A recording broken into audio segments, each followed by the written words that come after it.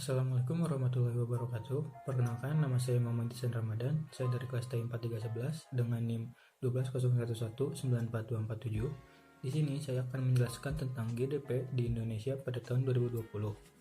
Yang pertama, apa itu GDP?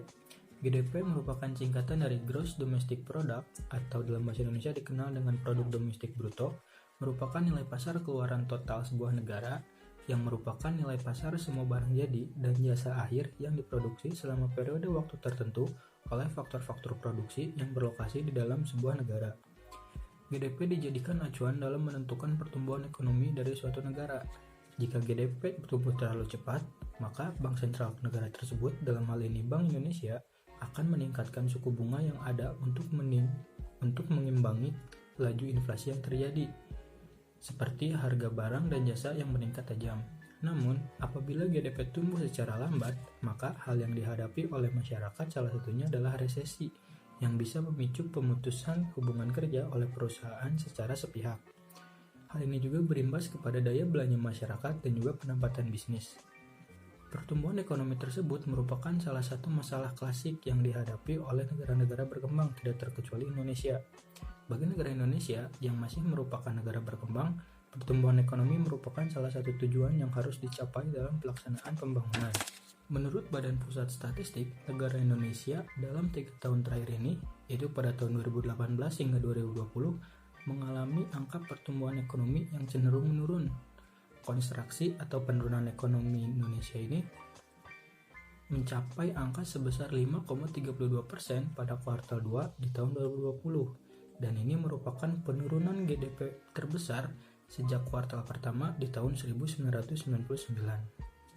Penurunan yang signifikan pada kuartal 2 di tahun 2020 ini disebabkan karena pandemi COVID-19 yang melanda negara Indonesia pada bulan Maret 2020. Bisa dilihat pada kuartal pertama, angka pertumbuhan ekonomi sudah mulai menurun. Namun karena penyebaran virus yang sudah meluas, pada kuartal 2, angka pertumbuhan ekonomi menurun drastis.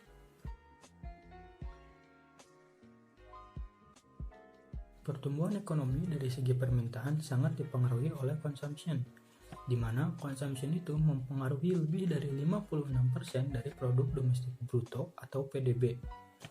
Di antara faktor-faktor yang mendorong pelemahan ekonomi Indonesia di tahun ini adalah government expenditure, yaitu berupa konsumsi yang menurun serta penundaan belanja investasi. Kita mengetahui dengan adanya kebijakan social distancing, WFH, dan PSBB mengakibatkan penurunan konsumsi yang sangat tajam dan mendorong pertumbuhan ekonomi ke arah yang negatif. Jika lebih dalam, semua jenis konsumsi tumbuh minus. Konsumsi restoran dan hotel serta transportasi dan komunikasi bahkan minus 2 digit, yaitu minus 16,5% dan minus 15,5%. Efeknya, semua penjualan eceran terkonstruksi, mulai dari makanan, pakaian, hingga budaya dan rekreasi. Namun, menurut Menteri Keuangan, yaitu Sri Mulyani, mengatakan masih ada satu kegiatan ekonomi yang bisa mendorong pertumbuhan ekonomi di Indonesia, yaitu kegiatan ekspor. Mengingat di situasi pandemi, kebutuhan akan pangan dan alat medis sangat meningkat. Namun, ekspor dari natural resources akan terpukul. Untuk itu, pemerintah melakukan pelebaran defisit untuk mencegah agar ekonomi tidak terlalu terpukul. Sekian penjelasan tentang GDP di Indonesia pada 2020 oleh saya ini. Semoga bermanfaat. Mohon maaf. Assalamualaikum warahmatullahi wabarakatuh.